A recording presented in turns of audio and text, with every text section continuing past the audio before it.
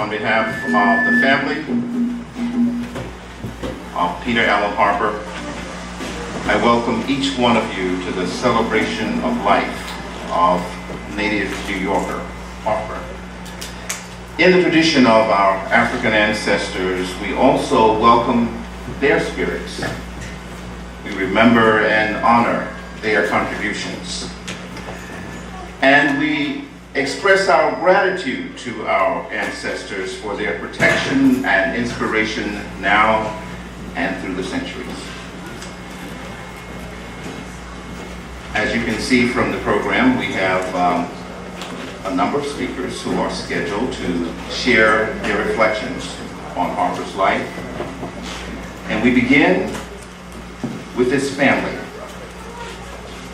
his sister, one of the principal organizers of this celebration, Radia Harper. Oh, I'm sorry. Hello, everybody. Thank you. But before we hear from his sister, we'll hear from his son, Onaje Harper. This mic is kind of funny, so. Yeah, actually. Is it? Oh. Can everybody hear us? Yeah. Never mind. Oh my goodness.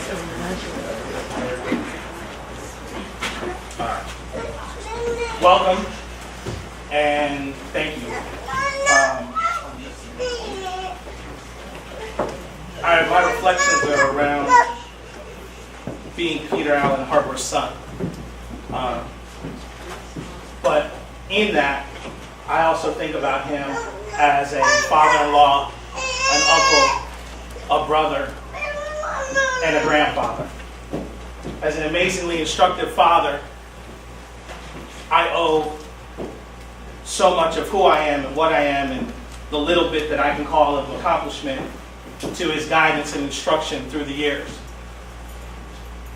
As a person and as a person who leads with love, I watched my father lead with love in so many instances. We have pictures there in the back, and we could fill this entire gallery with pictures of instances of his presence and the instances of his leading with love. I look to my daughter and I look to my wife, and I often immediately think about my father, because when we had our very tumultuous times in our beginnings and medical trials and tribulations, my father was the one on the plane. Before my daughter was born, it was my father reading stories to his soon-to-be granddaughter, sitting by the side of his daughter-in-law. That's leading with love. And my father led with love. We're going to hear from a lot of people today. And I think the thread that is going to be sown throughout everything that you hear is that he led with love. He spoke with love, love for art, love for history, love of people. And as I approach my 46th birthday, when I reflect, his best foot forward at every attempt was to lead with love. And I see that, and I hear that, and I feel it every day. And so, a lot of times, I love that this is a celebration of life, because we go to other things and where our mind and our hearts are in other places. But when we think of Peter Allen Harper, when I think of my father, I think about him leading with love. And that's how to live. Greetings, everyone. Greetings. Wow. I'm really here to read a piece that my brother wrote, but I have to say thank you all for coming. And there's so many of you that have meant so much to my brother and who really helped him in the last, over his lifetime, and people are going to talk about leading with love and all the relationships he had with you and you had with him, and hopefully we'll do some cracking up and maybe we'll do a little crying. But my most powerful time with my brother was the last 6 months. And he was sick the last 6 months, as all of you know. Some of you were there, and I so appreciate you who came, Literary Society, and a lot of the friends, Diallo, a lot of the friends in the room, who came to visit him while he was in the hospital. We didn't know that he was dying, we just knew that he was fighting, and we just thought, you know, as Cheryl said, he was a warrior. We just thought he would just beat the next odd, the next injustice to his body. We just thought he'd keep going. And so that wasn't the case. And, you know, we're happy to have had him in our presence. And so many of you loved him and benefited from his friendship. And I appreciate that. One of the things that has moved my mother, who is 94 years old, this is really a party for her. If I can use the word party. One of the things that she's been doing over the last couple months, and I'm not going to steal her thunder, but she's been looking at my brother's writings. My brother, as you know, was a journalist and a poet, and he wrote prolifically and thoughtfully about topics that had to do with our culture. And she is going to tell you about that, but she wanted me to read one piece in particular, just to share a type of reading. And a couple of months ago, was it a year ago, when Soul of a Nation was at the Brooklyn Museum, my brother wanted, while he was in the hospital, I guess it was just before he went to the hospital, he wanted something he wrote about the Black Arts Movement included in the Soul of a Nation exhibition at the Brooklyn Museum. And because I worked at the Brooklyn Museum, I suggested he Brooklynize it, because that's what Brooklyn Museum did. If they got material, they would put a Brooklyn spin on it. And so he took from a longer paper that he wrote on the Black Arts Movement, and he wrote a couple of pages to Brooklynize it, to put Brooklyn in the Black Arts Movement and Harlem, but to really center it on Brooklyn in order to interest the Brooklyn Museum. And if you don't mind, I'm going to read a couple of pages. So he called it Brooklynizing Soul of a Nation exhibition at the Brooklyn Museum 2018. The Black Arts Movement traditionally is linked to Harlem, but indigenous arts forces also rose up in Brooklyn. Chief among them was the East, and some of you know the East, a 4-story building at 10 Claver Place in Bed-Stuy, founded in 1969 by veterans of the fight for community control of public schools in Ocean Hill, Brownsville. A lot of you know the history. The East was a beacon of Black nationalism and Pan-Africanism, using the teachings of Dr. Malana Karenga from California. The front of the building had a wall of respect painted with the faces of the Honorable Elijah Muhammad, H. Rap Brown, Malcolm X, Frederick Douglass, among others. Inside, on the weekends, Jasmine Freddie Hubbard blew a hot and cold trumpet on True Colors, Randy Weston played an international piano, and Gary Bartz searched for a new vision in Dark Nebula. Also, Sun Ra, Betty Carter, Max Roach, and McCoy Tyner. The Last Poets and Jane Cortez performed their poetry there. Amiri Baraka hovered over the set of his play, Slave Ship, just before the lights went up. Colorful crowds wore boobas, lapas, and gaylace, very African attire created through a Western Black American stylish filter.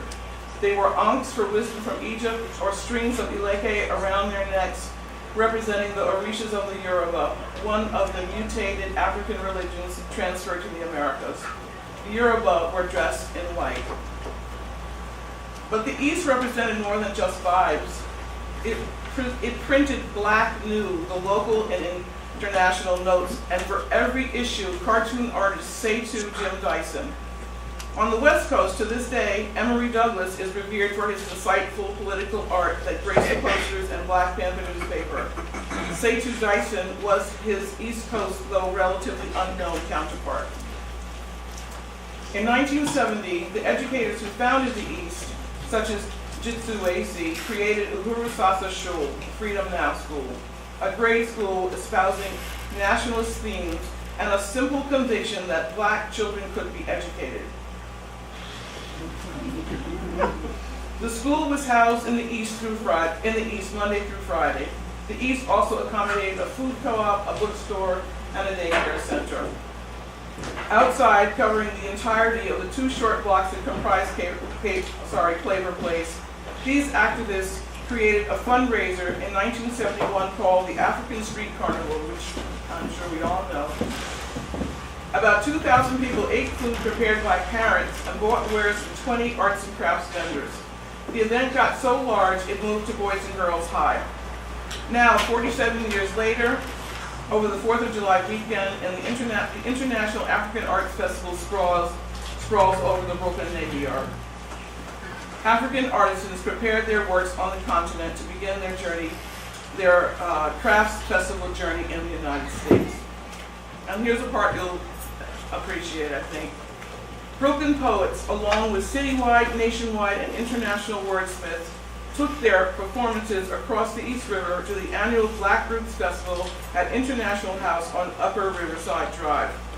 The nation's burgeoning black arts scene vibrated in International House's auditorium with 300 poetry lovers on the ground floor, 200 in the balcony, and standing room only, crowds stomping and cheering their way through an afternoon of affirmative call and response.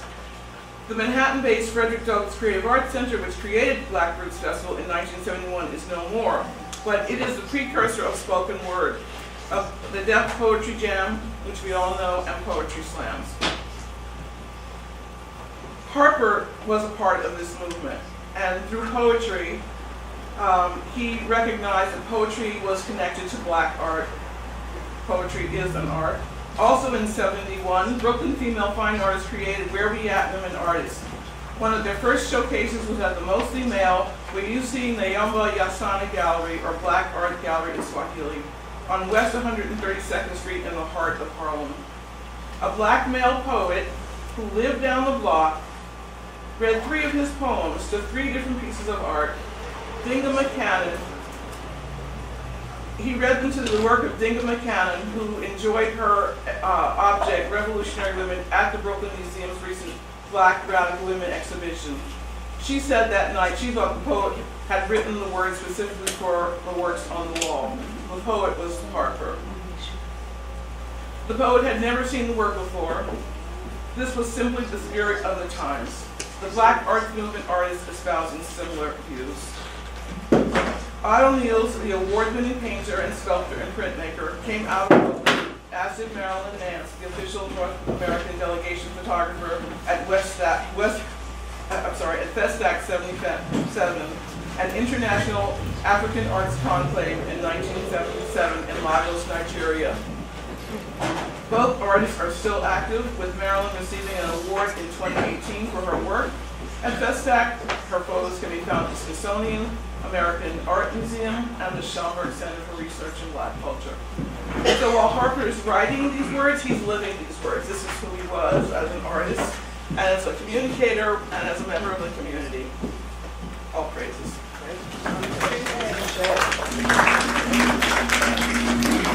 So, we've heard from a son, sister, and now the sister's daughter. His niece. Titles. Usually it's Noble's mom. That too. Julia's wife. Today I'll just be John. Anybody else want to invite me in there? I'll go there. So I went to visit Harper in the hospital probably last summer, and I brought a book of poetry because why not? Harper, poetry, that goes together. And I thought I would read him some poems. And I said, I brought a book of poetry so I could read you some poems. And he said, I hate poetry. I said, what? You hate poetry, but you write poems. And he said, listening to poetry is so boring. I just like writing them. All the poets in the room. I know, right? So I'm going to read the poetry that Harper wrote, but it surely won't be boring. It's called, it's New York, baby. Hey. It's the Baba Ganoush at 2 a.m., the pool tables at 4. Poetry double dribbles, does a head fake and scores. The tenor sax blowing down the fire escape throws a clef note through the air.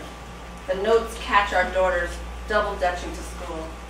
The joint gets dirtier, the blizzards delay us, but we keep flying back. Salsa, mambo, bachata, la cuca with a handkerchief when the miners skyrocket in Chile.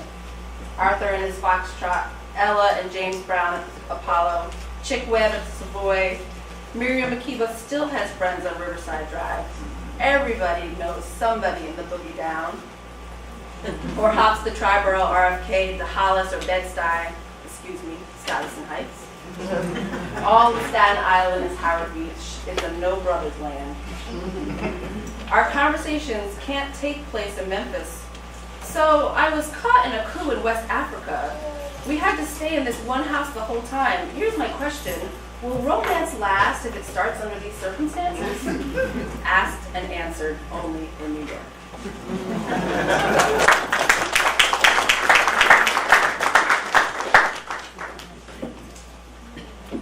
And let's go next to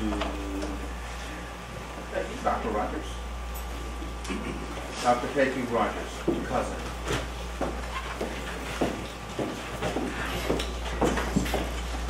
Hello. Hello. First, I want to give honor to God. I'm so happy to be here, and I want to give thanks to this wonderful family for allowing me to share a part of this program. Many years ago, when the cousin LaFred brought her family to Mississippi, Harper and I immediately bonded. And we have kept in touch all this time. He could pronounce his name with such profundity, such eliteness and powerfulness that you would never forget.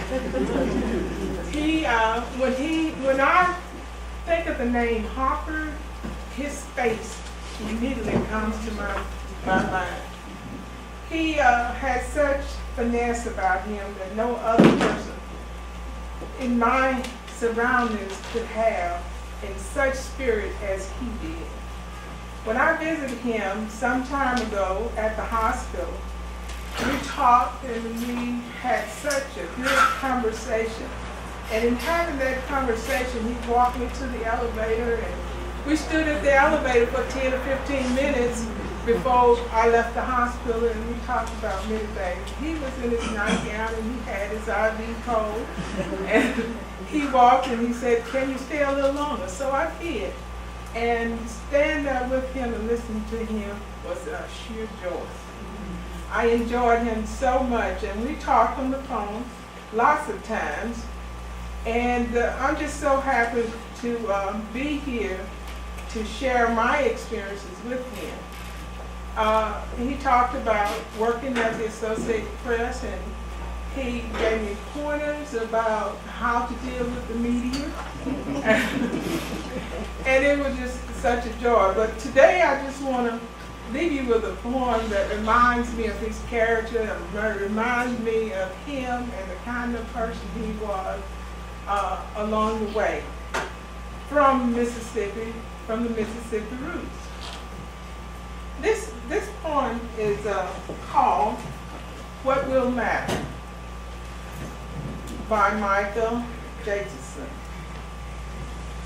Ready or not, someday it would all come to an end. There will be no more sunrises, no minutes, hours, or days. All the things you collected, whether treasured or forgotten, will pass to someone else. Your wealth, fame, and temporal power will shrivel to irrelevance. It will not matter what you own or what you were owed. Your grudges, resentment, frustration, and jealousies will finally disappear. So too, your hopes, ambitions, plans, and to-do list will expire. The wins and losses that once seemed so important will fade away. It won't matter where you came from or what side of the tracks you live on at the end. It won't matter whether you are beautiful or brilliant. Even your gender and skin color will be irrelevant. So what will matter? How will you value your days be measured? What will matter is not what you bought, but what you built. Not what you got, but what you gave. What will matter is not your success, but your significance. What will matter is not what you learned, but what you taught. What will matter in every acts of integrity, compassion, and courage, or sacrifice that enrich, empower, or encourage others to emulate your examples. What will matter is not your competence, but your character. What will matter is not how many people you knew, but how many people will feel a lasting loss when you're gone. What will matter is not memories, but the memories of those who love you. What will matter is not how long you will be remembered, but by whom and for what. Living a life that matters doesn't happen by accident. It's not a matter of circumstance, but of chance. Choose a life that matters, as Harper did. He chose a life that he wanted to live, and he wants us all to remember. Then, the matriarch, Mrs. Lavette Clark.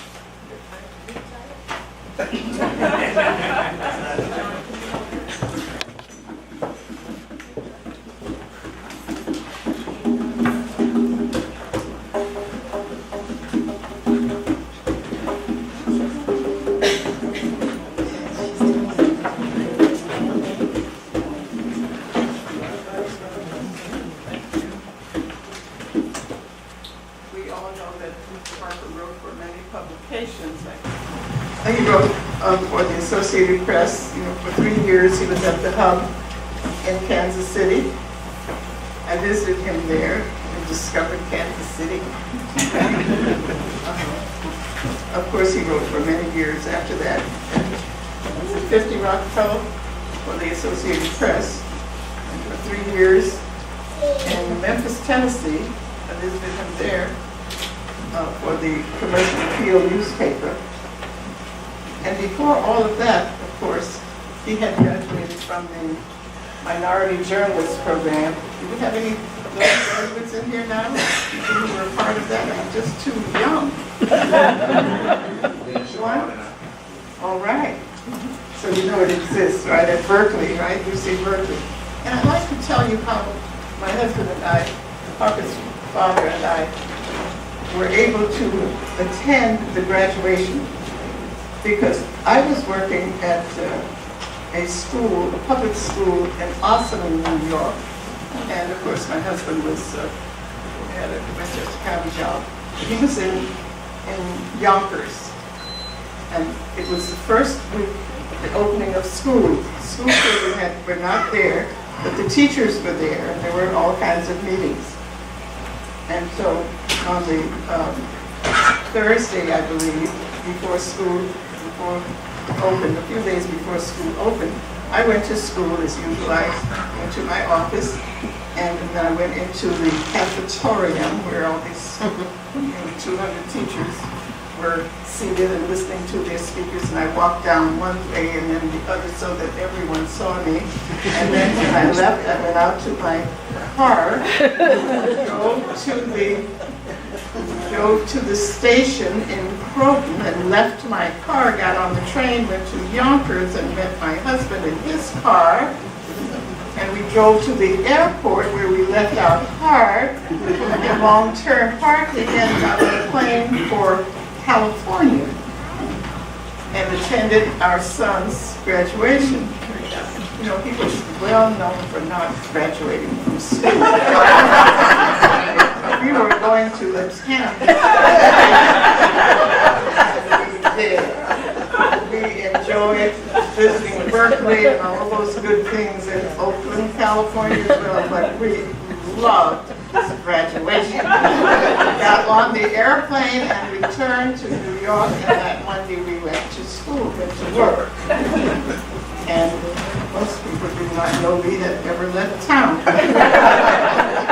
But our son knew. He was so thrilled to see us come in there for this graduation. And we were thrilled to finally have it. Well, you know that I really bothered him about this thing of not having a degree. He was always in school, but he was not taking things in order for a degree. He finally shut me up by saying, Pulitzer didn't have a degree. Malcolm X didn't have a degree. They made it without a degree. They were educated. And of course, my son was really self-educated.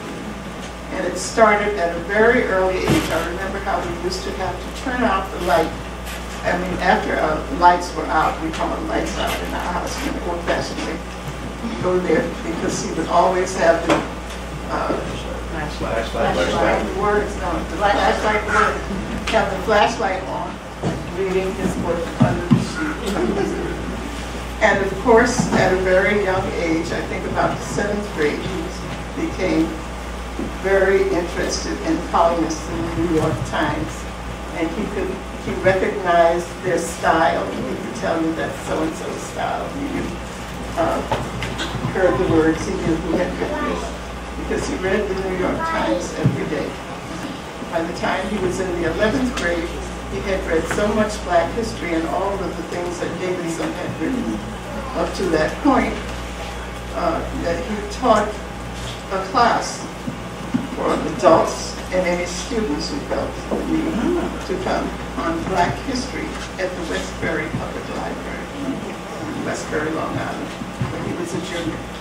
So what he had been reading, at least from the 7th grade, early until that time, really paid off. And he was a good teacher. Well, that was Harper. He didn't do it his way, but we have a plaque. I think we have it in our paper here. He never did great to get an MFA. Finally, he got a 2nd degree late in life. But I guess he knew how to read or something because he was able to write for the AP for almost 20 years. He did a lot of editing. He was an associate editor of Big Red. Now, there may be some people here old enough to think of Big Red as a numbers paper. I happen to have at my house big, I don't know if it's bamboo, some kind of baskets. One of them, at least that with folders in it of his writings, the original copies from the newspaper, from that old thing that used to come out with all the holes on both sides. Anybody here know that? Yes. In the library. Okay, they're all organized in folders according to business, financial news, commentary, reviews, and so forth. The breadth of his writing was revealed in those years by his reading. And as he said, like Pulitzer and Malcolm X, self-education, and finally a master's degree. So I have this kind of material that I hope some scholar would be interested in going through. I have a 2nd basket, half that size, but that means there are thousands of pages. And he used to send those to me because I was always interested. And he told tales like my mother taught me how to write, which really wasn't true, but it made me feel good. I called him my intellectual partner because I talked to him almost every day on the telephone. And he had become the kind of person I could call. I mean, I had to leave to call him to say, did you read such and such? What is that all about? Oh, Mom, come listen. Or I'll send it to you. And then he would send me on the email. We started this when I first started learning the computer in 1995, some generation ago. The old types of computers. And I have all these copies of things that he sent to me, plus the originals that he sent and then other originals that Diami, my grandson, found at his house because he knew I was interested in this type of thing. So now, there's a little room left for me. But I love it. I love being surrounded by these writings and of course by his poetry. And I'm so glad that John read one of his poems. Firstly, I want to tell you just two other things. I don't want to take too long. He introduced Kwanzaa to our family. John mentioned, Radia mentioned about his connection with the East, and which he eventually, when he was a teenager, we didn't even know he had ever gone to Brooklyn. Except in a car with us. You know, his father did. We had no idea, but he had gone to such places in the world, you know, using the Long Island Railroad and buses and things like that. Most of the kids in Westbury, Long Island had never been on, you know, buses and so forth, because everybody he knew was in a car. So he learned about people and places far from Westbury. Thank goodness. Lots of people helped to radicalize him. He learned about Dr. Karega from the beginning, learned all about us out in Oakland. When I finally visit Oakland, and we have some dear sweet friends. Where are you from Oakland here today? All tonight. I was so impressed with this place and was able to see firsthand these people who served breakfast to the children were the people who started the whole idea and who brought clothes and shoes and everything for the families of these children. And if they were sick, so after they got to the hospital. Anybody ever hear of that?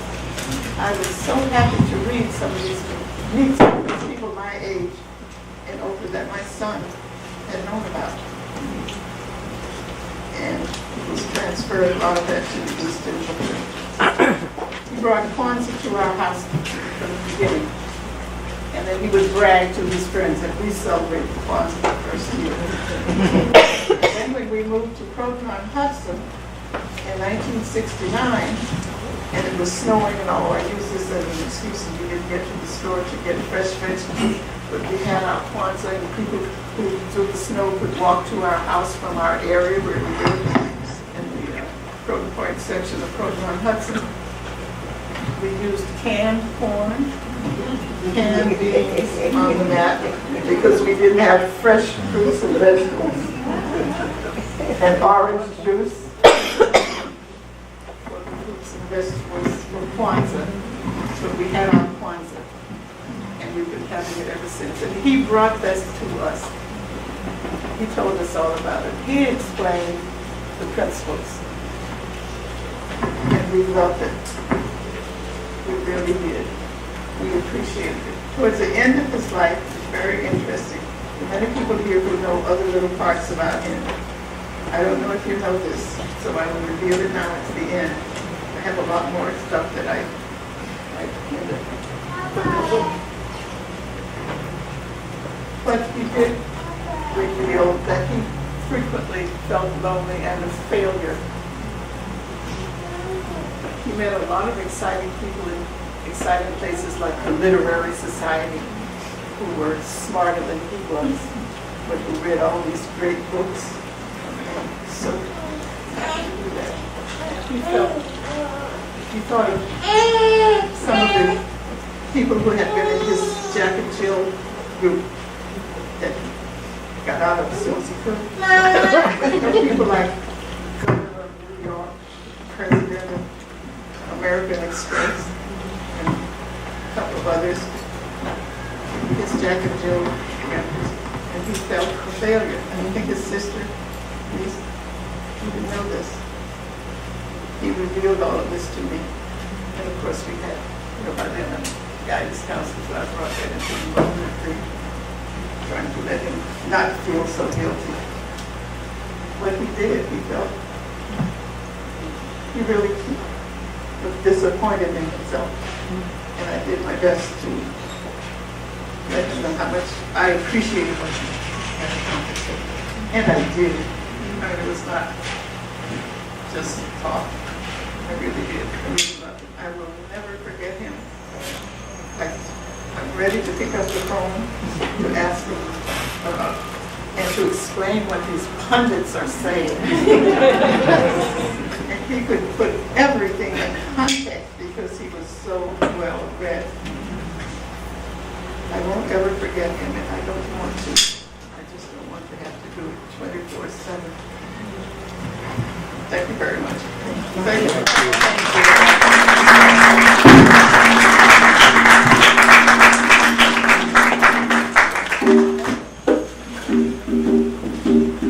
That was wonderful.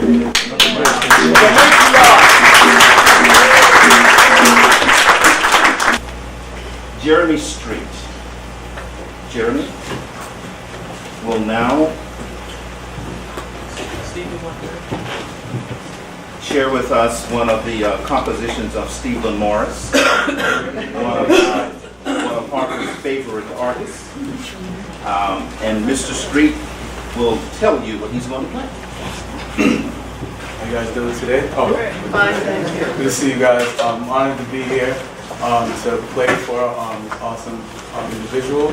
The song that we're going to be playing is by Stevie Wonder. It's titled As, or Always Be Loving You. Just going to get this mic off.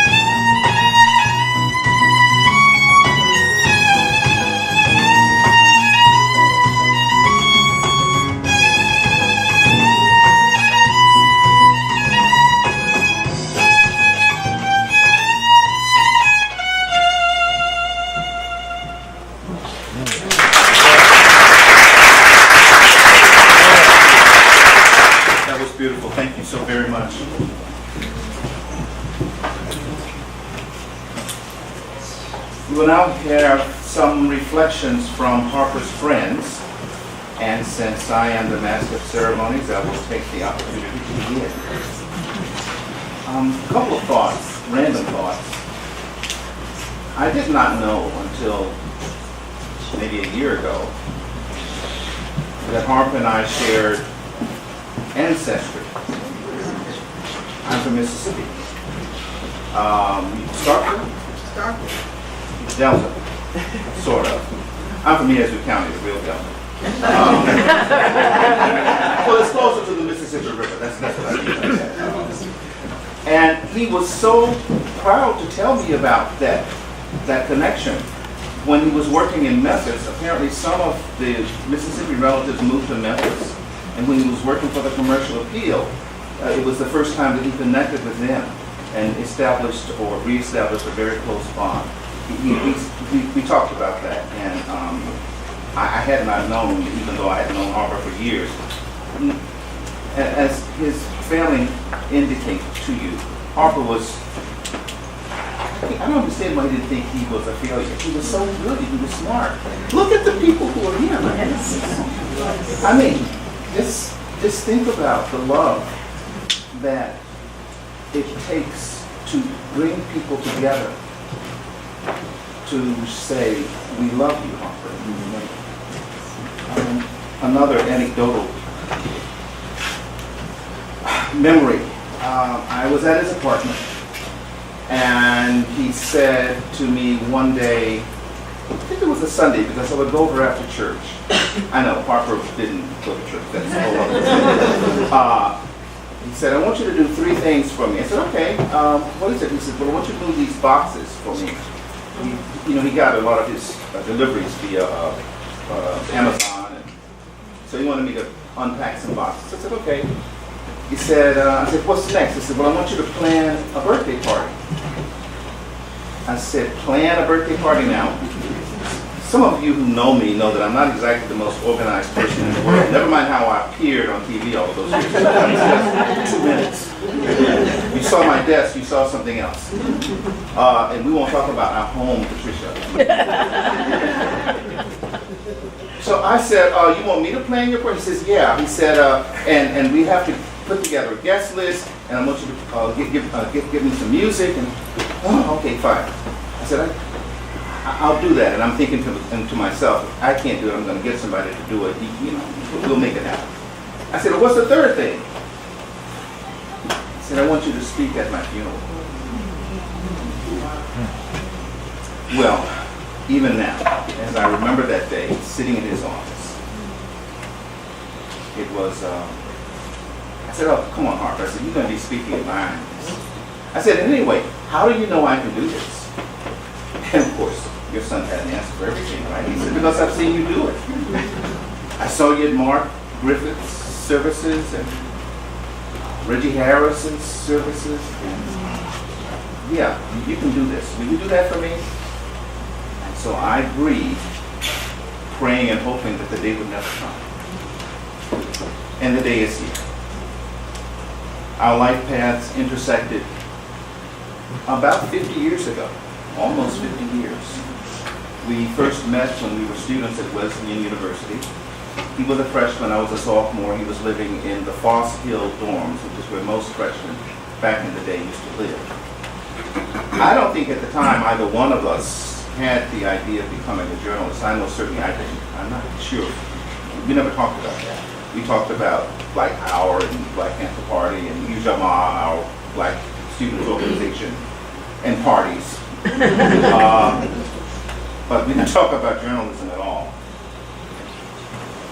And picking up on Mrs. Harper's comment about not graduating, Harper didn't graduate from Wesleyan, neither did I. We both left, and we obtained our undergraduate degrees at other institutions. And then there was a long period of separation, and you lose track of your college friends. But decades later, I met him at a National Association of Black Journalists convention, learning that he too had become a journalist. And I think at the time he was still in Memphis. He may have been at AP, I'm not sure. And we talked about our chosen fields. I was working as a reporter at that time for WCBS TV before going to the network. Journalism, as we know, was his profession, but obviously poetry was his passion.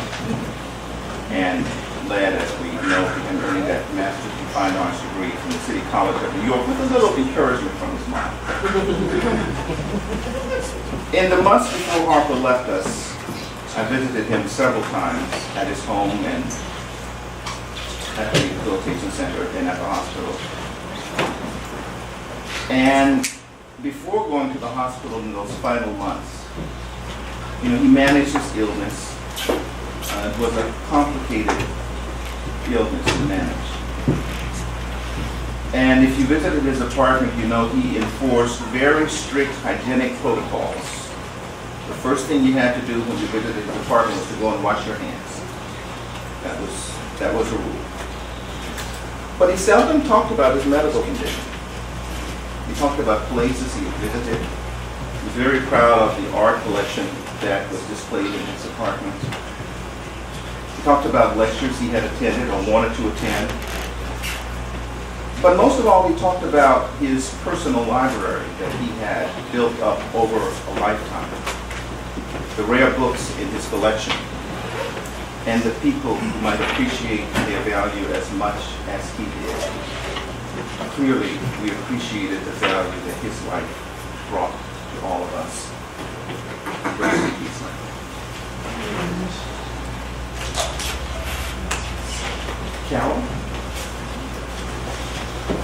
Carol Jenkins.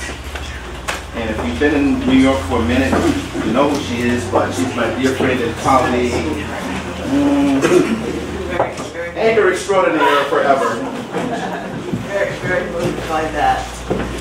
And I do want to say that it really breaks my heart to hear you say that he felt that he had not succeeded, because in my estimation, you lived one of the most successful lives I've ever known.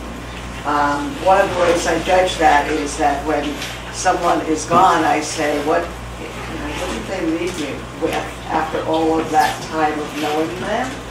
And what Harper left me with was the unbridled ability to laugh.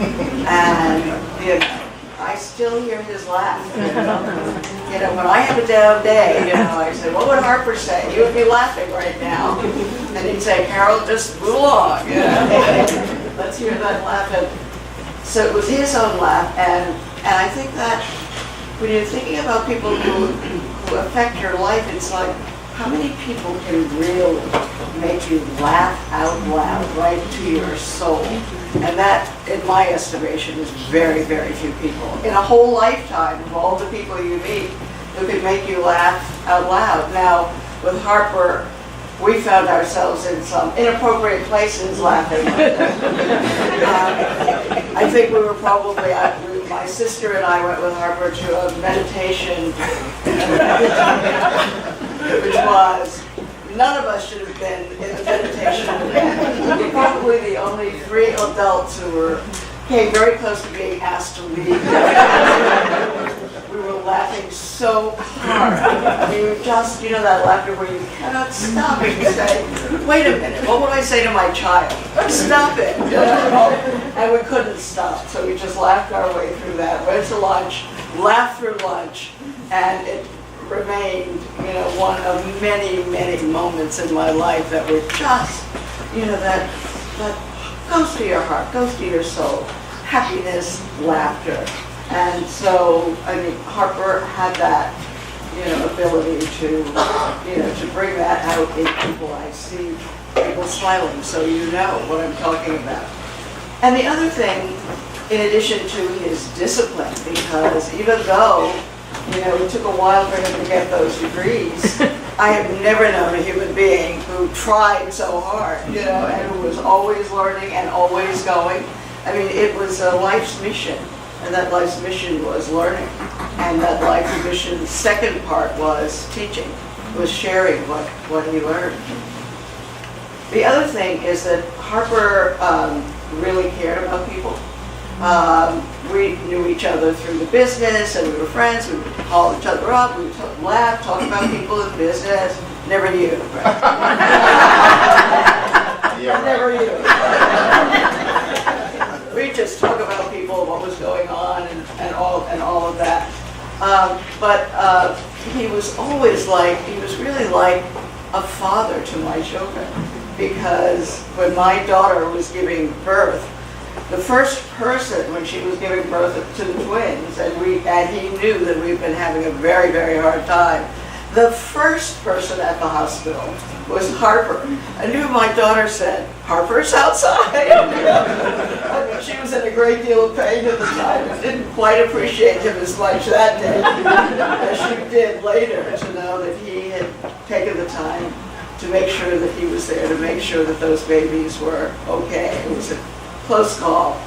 And so we knew that if we were hearing bad luck, we would not be hearing it alone, that Harper would be there with us. So to me, those are the things that make a successful life. You know, the rest of it is, as our poem earlier said, all of that material stuff evaporates pretty quickly, doesn't it? So, you have to go with the, I feel his laughter on me. I feel his caring. I feel his dedication. What a tremendous guy. And I know that, he didn't, I just discovered that he only liked his own poetry. Surprise. So, but we would always have conversation. I mean, he was such a Renaissance man, So I'm going to read a poem for you. Sorry, Harper. I'm laughing at it now. Read it down. It's called "The Hill Has Something to Say, but Isn't Talking. Instead, the valley groans as the wind, and for it hoots its one bad note. Halfway up, we stop to peek through smudged pine. This is Europe and its green terraces. And it takes its time. What's left to climb inside us? Earth rising, stupefied. It's not all in the books, but maps don't lie. The hill has a right to stand here, one knob in the coiled spine of a peasant who, forgetting to flee, simply lay down forever. Bootstrap and spur, harrow and pitchfork, a bugle, a sandal, play head of a pipe. For all we know, the wind's inside of us, pacing our lungs. For all we know, it's spring and the ground moistens as rape maids break to blossom. What's invisible sings and we bear witness. If we would listen. Underfoot, slow wait, scavenger time, and the little old woman who lives there still. We miss you, Harper.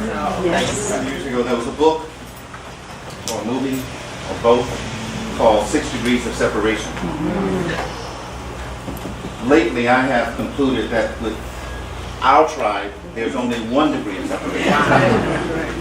When I came to New York, actually, when I was living in Connecticut, the 4 years before moving to New York, I would listen to News Radio 88. And there was this very, very distinctive voice that gave us the news in a way that no one else did before or has since. I don't mean just the information, but the way she did it. The name stuck in my head, and I was so thrilled to meet her when I finally arrived in New York in 1980. I speak of my dear friend and former colleague Jane Tillman Irving, who I had no idea was a friend of Harper's. And now we know.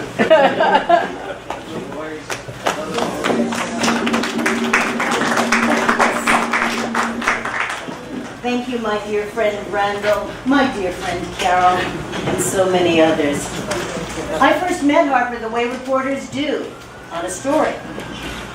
I was working at WCBS, and Harper was brand new at the Associated Press in New York. He had been in Memphis. A crazy woman had entered a Wall Street area high-rise office building. She'd gone to the top floor. She infiltrated a building, the offices of a bank or something very prominent. I don't remember what it was. But it created a disturbance. NYPD, standoff, I think the hostage negotiation people were there. This was breaking news. And the reporters, of course, were kept at bay. We were all trying to get information.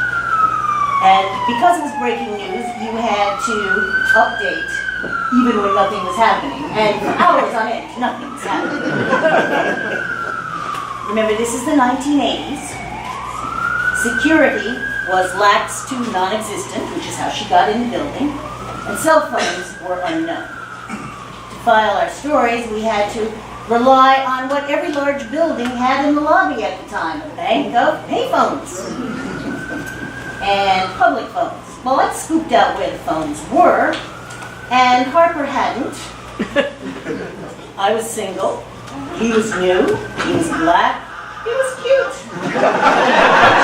I figured I would show him in the collegial, but still competitive way of the New York escort. We had our standards, our ways of doing things, as Randall and Carol will tell, and Eric Tate will tell you, in the sense that we helped each other out when it wasn't an exclusive, you know. If you got there late, we might say, hold up, Carol's crew's coming in, you know, that kind of thing. And I showed Harper where the phones were. Well, the man jumped ahead of me, commandeered the only available phone, and had the nerve to be nonchalant and unapologetic. I fumed.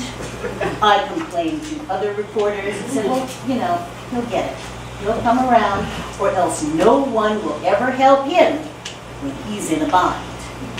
You learned. And about a year later, we became very good friends. We discovered we had a lot in common. His mother's an AKA and a Link. I'm a lapsed Link and an AKA. We had a lefty black middle class upbringing. All of those things that you know all about. Harper said, I never had to explain anything about myself to Jane. And then we found out we shared the same birthday. Yes, I'm a little old. But we found the same birthday, December 2nd, and that cemented us. But what that first incident showed was that brilliant competitive mind, that competitive spirit that won him the Knight Badgeo Fellowship at Columbia University, and all the other things that came his way. He was a superbly intelligent man. And that's what I loved about him. He had a bright mind. Gotta love somebody with a brilliant mind. And while his problems with ADD were not a secret, and I'm not telling tales out of school because he told them to the New York Times, so, you know. But his overcoming them was triumphant. He earned his BA, and his MFA in poetry with dispatch. And we lost talent and potential far too soon. And first and foremost, Peter Allen Harper loved being black. He loved black people. He fought for our rights, our inclusion in so many things. He was a member of our literary group. When we read The Warmth of Other Suns by Elizabeth Wilkerson, the first thing he said was, what I got from this book was that this woman loved black people, and Harper understood that. He was a mentor to so many young journalists, teaching in that program in Berkeley that had first graduated him, the graduation. And he loved his parents and his family, and he was so proud of his sons and his niece, Janan. Peter Allen Harper was a dear friend to me and my husband George Flowers, and to the Harper family, and all of us here and all of us who know him. We grieve with him, and we celebrate his life, and we will remember him always. Thank you. Dr. Valerie Hepburn could not be with us, but she sent a statement that she would like for me to share with you. And I will read it in its entirety. The letter is addressed to Radia. Hi, Radia. I'm so sorry I can't be there with you to commemorate such an important friend in my life, and I don't know if what I write will rise to the level of being read at the memorial. He has set a very high bar. But memorials are less about scholarship and more about the heart, and Harper was a big part of my heart, and as you will soon discover, is a big part of many hearts. Up there. I loved him for his honesty, intellect, determination, scholarship, support, and most of all, his friendship. It was only later I discovered he had legions of friends and supporters who all felt the same. Our friendship started, as he was so fond of saying, at 8 years old, although I must admit I have few memories of that time. My earliest memories are of his friendship with my father, who worked in media and as a journalist. The high school I attended didn't have a prom back in the 60s, and Harper invited me to his prom. I remember a friend making a gown out of African material and our twin afros. We had a very exciting night at the Cheetah, a nightclub from back in the day. You know what we're doing there? On the bus and the train. We saw Sam and Dave, and my dad kept our prom picture on his desk at work forever. The picture of two neophytes beginning life is permanently etched in my memory. We both went on to live our lives, attend college, families, children, etc., and kept in touch sporadically, seeing each other at parties and get-togethers, but really began our friendship in earnest in our second stage of life over the last 30 or so years, which seems like a long time, but like dog years, it goes fast. We confided in each other and shared many conversations about life and living. I loved his honesty, which sometimes came with a lack of editing, surprising at times, but vintage Harper.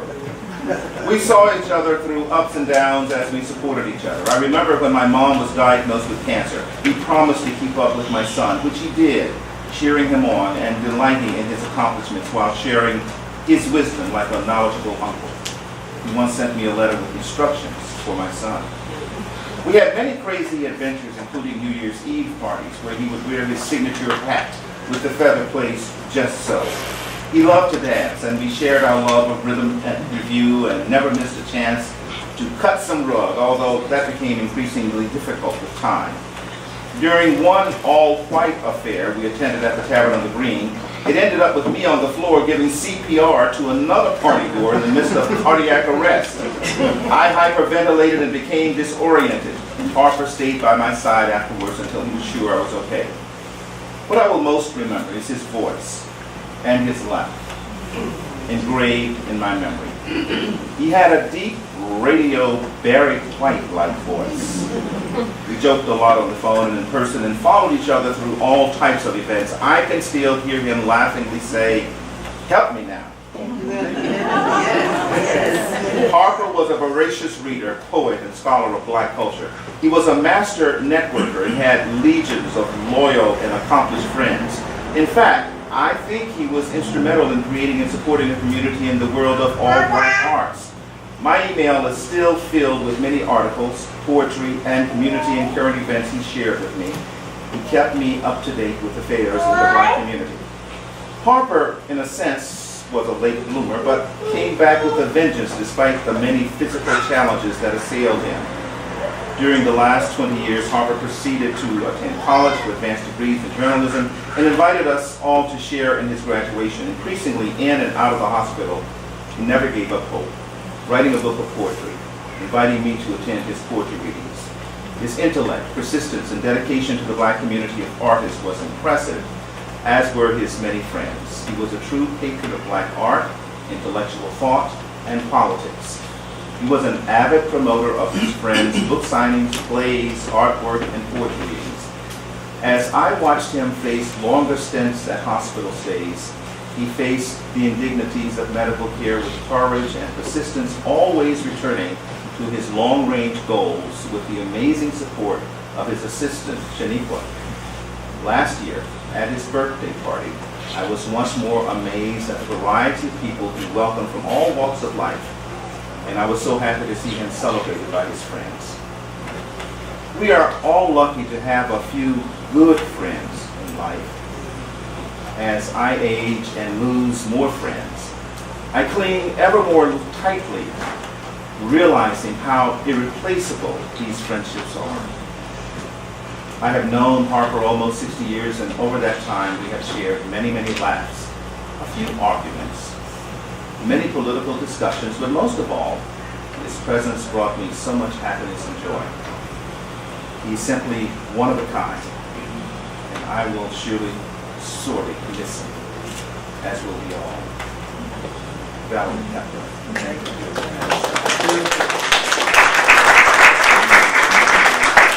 Before we move to our Earlier, Mrs. Harper mentioned that whether there were any graduates of the summer program. Oh, Cheryl, I'm sorry. Pardon me. I'm a man of a certain age, so sometimes I think I'm reading and I'm not. Cheryl, Dr. Cheryl Cottrell. I'm happy to be here to celebrate the life and time of my good friend Harper. I wrote a couple of things about him, and I wanted to make sure that my emotions didn't get into the way, so they're down here as opposed to being out in the ethos. Harper was a Renaissance man. He cultivated himself with music, arts, the written and spoken word, but Harper was also someone who cared and tried to speak about injustices. The specific injustices we identified were around health care, including the delivery of acute and long-term services. Ironically enough, those injustices framed the last days and times of his life and propelled him to ask me to be his healthcare proxy, to intervene if I could, but more importantly, to tell the story if he could not. Harper and I first met over 30 years ago, pre-Obamacare, when he was working at the Associated Press and I was a physician working on the trauma service at a major hospital in the area. There were two things that framed our discussion in those days. One, the disparity of health care services for the insured and the uninsured. And two, the wide range of poorly diagnosed mental health conditions ranging from attention deficit disorder to dementia. On the trauma service where I introduced Harper to begin his investigations, there was a two-tier system of health care for those who were insured and those who were not. The insured, who may have suffered injuries due to motor vehicle accidents or work-related injuries, many times were medevaced to the hospital in high-speed helicopters that would land on the hospital rooftop, or state-of-the-art ambulances that receive moment-to-moment instructions from the trauma team on below on how to stabilize the patient en route to the hospital. Once in the hospital, this group of people had access to the latest diagnostic, imaging, and treatment services. Rehabilitation as well was state-of-the-art, ranging from comprehensive physical and rehabilitative services to environmental modifications, including ramps, assistive devices, home care units, and round-the-clock attendant services. This group of people had a high chance of not only survival of their initial injuries, but also a better chance of returning to their pre-morbid, pre-injury status at work, with the families, and in their communities. The other group of patients on the trauma service were patients who were uninsured and who had sustained injuries as a result of gunshot or stab wounds in the streets. This group of patients got to the hospital the best way they could, sometimes in ambulances, other times through taxis, friends' cars, or being carried on foot. Once in the hospital, this population got EMTALA-type care, or treatment just to stabilize the patient if you could. Few, if any, rehabilitative services were available pre or after discharge. The result was that this group of people had poorer short-term and long-term survival rates. Additionally, this group of patients were less likely to return to their pre-morbid functions in their families and communities. And finally, this group of people were more likely to be re-injured or have to return to the hospital after the initial trauma.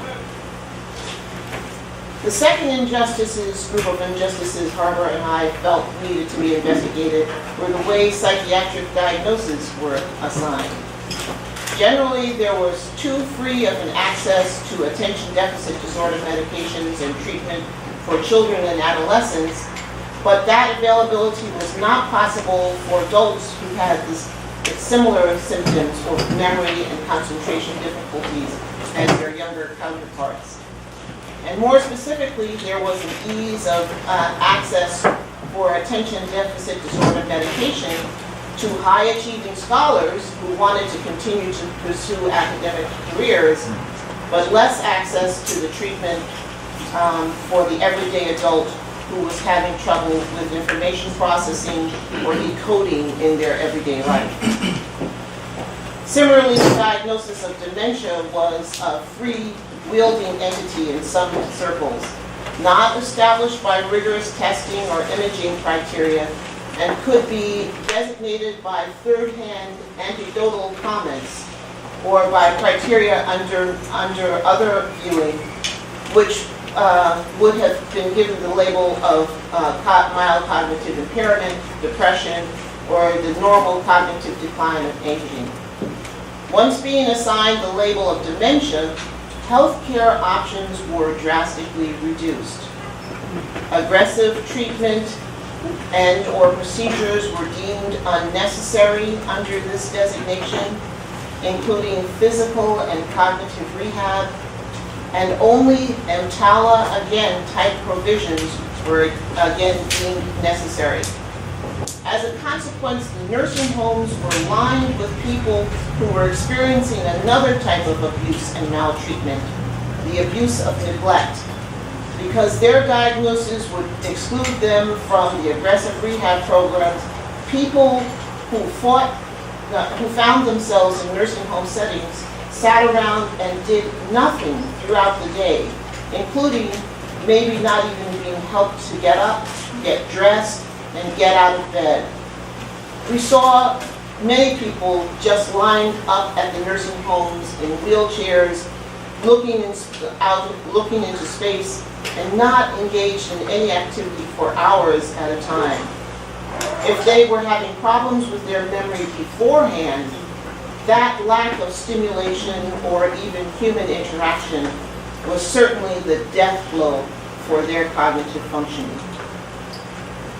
Harper contacted me in May of 2018, asking if I could help him find a rehab center to get him back on his feet.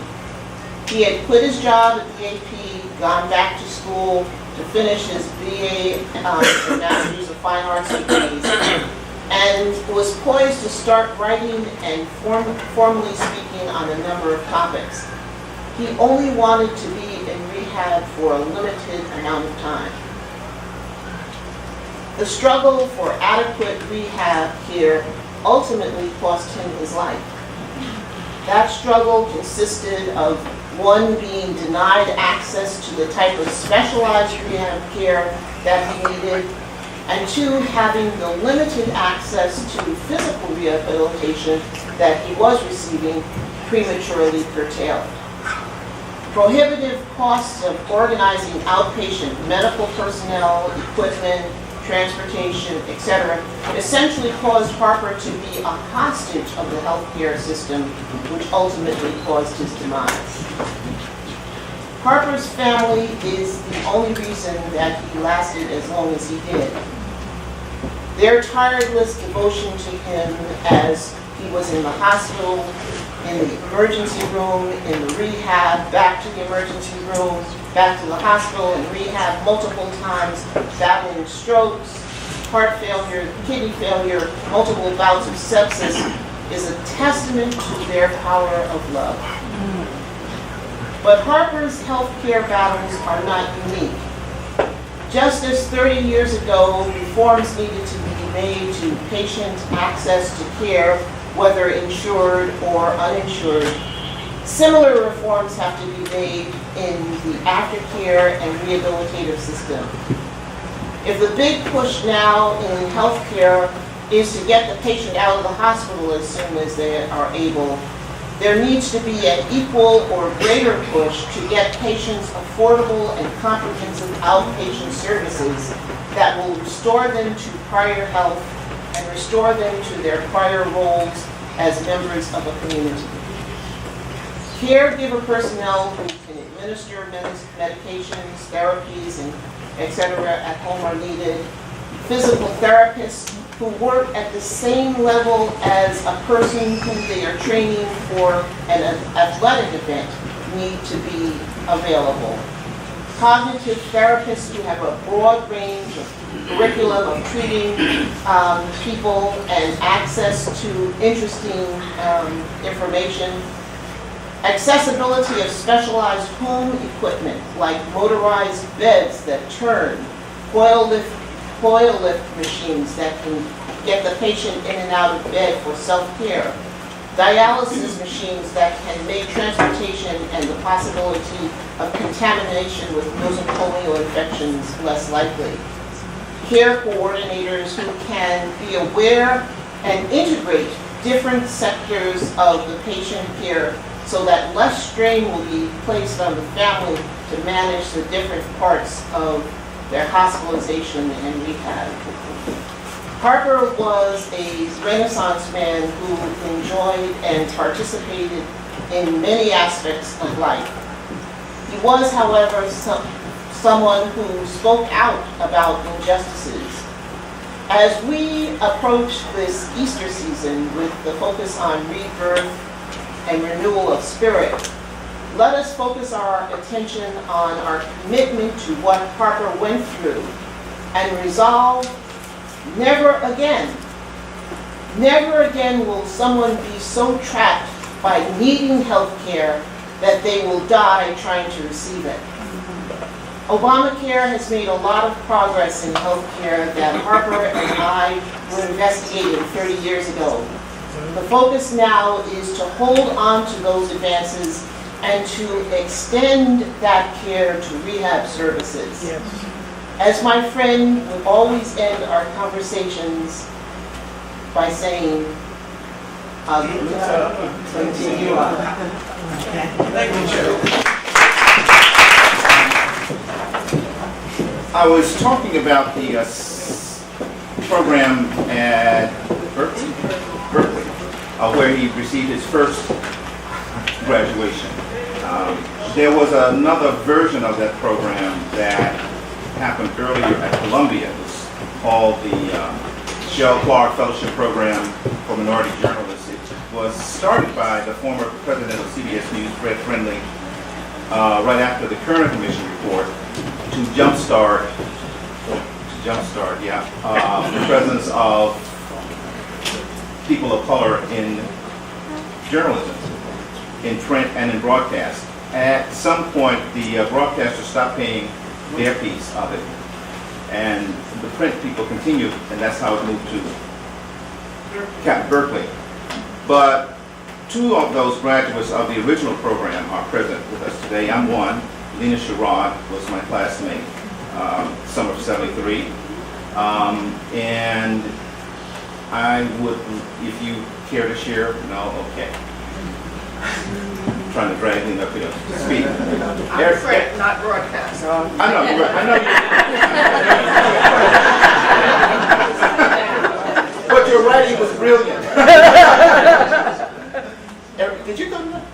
No, I didn't. Okay, but anyway, broadcaster with ABC News, and there was also a reference to some of the people, many people that Harper mentored. One of them is with us. I'll never forget when Harper called me and said, there's this reporter who is working for AP in Washington, and you have some experience in the White House, and maybe you can give her some tips. I said, well, what does she do? He said, well, she works for AP. I said, okay, AP TV. He says, no, AP, but sometimes she appears on talk shows. Well, now she's appearing on a lot of talk shows all the time. Her name is Darlene Superville, and she traveled from Washington to be with us today. And Darlene, would you care to share with us some reflections about your memories of Harper? Please come forward. Darlene Superville, you were recognized. I had a feeling you were going to do that.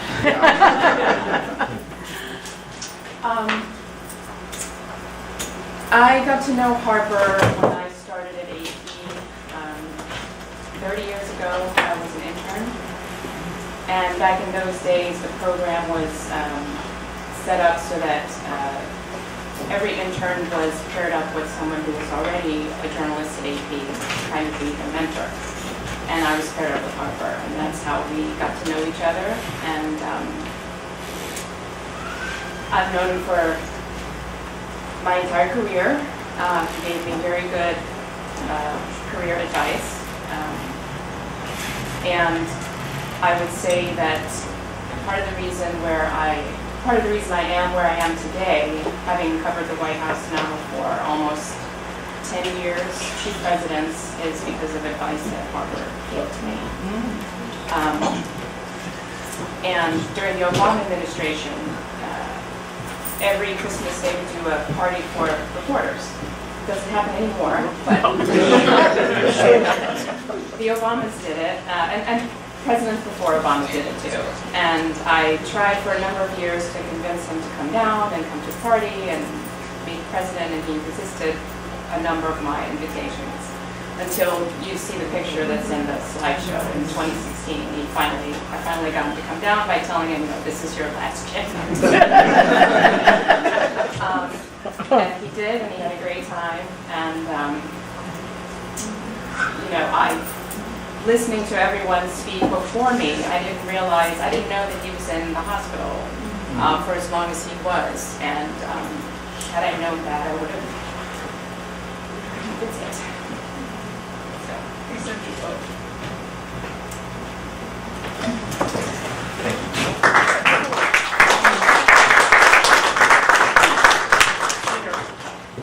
Yes. Well, I was trying to get the journalists. Journalists can go after. Journalists can wait. Okay, fine. Radia reminds me that we need to listen now to Beverly Crosby, who's going to perform for us, I Don't Need No Help.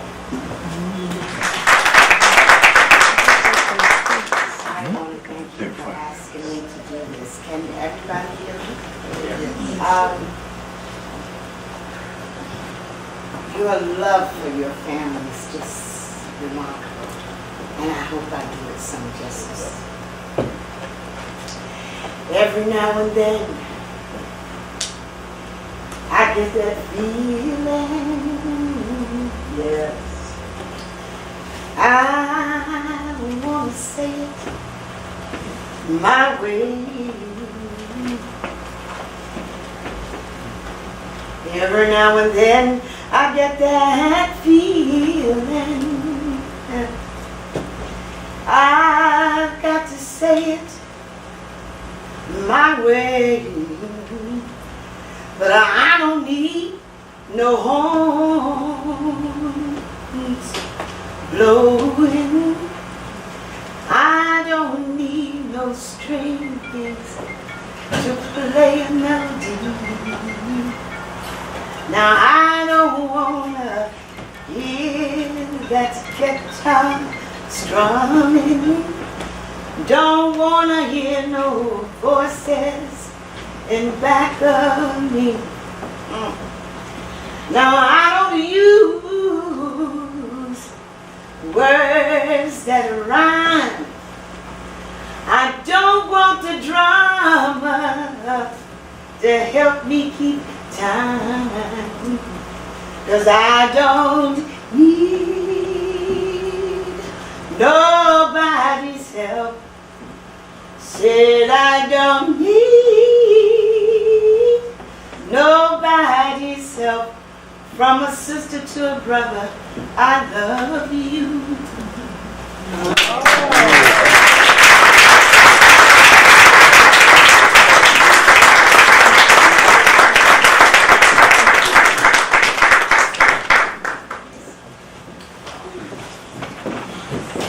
Is Mrs. Celestine Campbell here?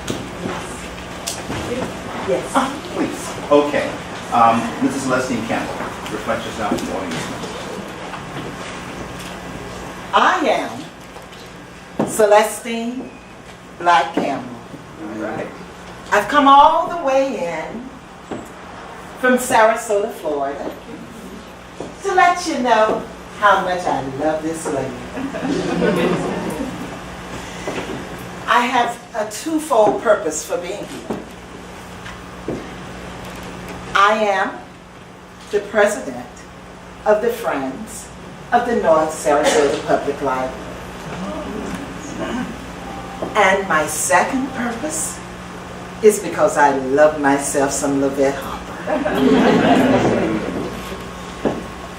I want to say thank you to Radia and to Harper for lending your mother to us all these wonderful years. It was because of your love to release her to come to Sarasota and to share what she has on the inside of her with us. She is a treasure in Sarasota. And I want you to know that treasure is one that we treasure. We love having her there. Thank you. Thank you so much. To your family, I want you to say to you, thank you for letting this matriarch come and pour into young beings like me. I know I don't do that. But for all of these years, it is because of what she has poured into us that we are who we are. Lavette is beautiful. She's wonderful. She's a treasure. But that treasure is something that we cannot do without. How do I know? Because Sarasota is so much better because Lavette is there. The North Sarasota Public Library now has the African American Cultural Resource Center as a part of its being. We did not have that before Lavette came.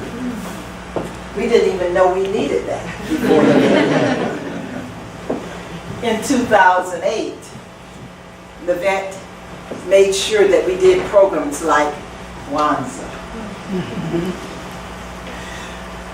The Black History Month should be emphasized, not just 1 month, but for the whole year. We didn't know we needed to do that before Lavette came. Your son taught you, and you taught us. Remarkably to say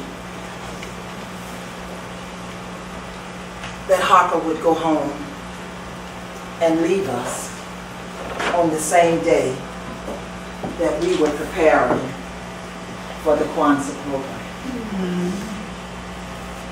We were all sitting at the library in the convention room and waiting for Lavette. And then we knew that something had to be going on because she made sure we were all in place. And she had made sure she told me, don't be late. So when I looked up and I didn't see Lavette, I knew something was going on. And then they gave me the message with you that you had just arrived. And that you had arrived with the news of Harper's homegoing. And she sent this message to us. She said, the program must go on. She says, everything has been done, everyone is in place, and the program must go on. That was a hard program for me to go ahead and do. That was a hard program for me to see through. But I said, we will do it. Because Lavette said it had to be done. So that day, the Kwanzaa program continued. And much to all of the mentoring that she has done. That was the best Kwanzaa program we've done in all these years. It was so good to be able to say afterwards and to call her and say, Lavette, it went so well. And I could hear her voice with a little bit of joy, but yet a bit of proudness. I knew you could do it. In 2008, Levette started us with the programs. But in 2013, we moved into our present building that we're in now. And Levette made sure that all of the history that needed to be on display was done. She brought in from New York somebody that we were like, oh my gosh, she's coming to Sarasota. But she says, he's coming as a favor to me. And I can imagine I have some favors being done here in the room today as well. You can't say no to Levette. And so Dr. Help me, Levette. Dr. Khalil Gibran came in and he did a luncheon for us. And the luncheon was sold out. We went another level up. And the next thing you knew, we were moving into the Cultural Resource Center. All because of a beautiful lady, Levette Harper. I am excited, and that's really a word I can't really use enough at this moment. I'm excited to see your faces. I'm excited to share with you at this moment for this reason. Levette talks about y'all all the time. And I didn't know that it was a place I needed to be as well. Oh. She told me as I sat and I came in the door, she says, baby, you're in for a treat. This is the way we do it in Harlem. So thank you for allowing me to be a part of this celebration. Is there someone here from the Literary Society who would like to? Yes. Please.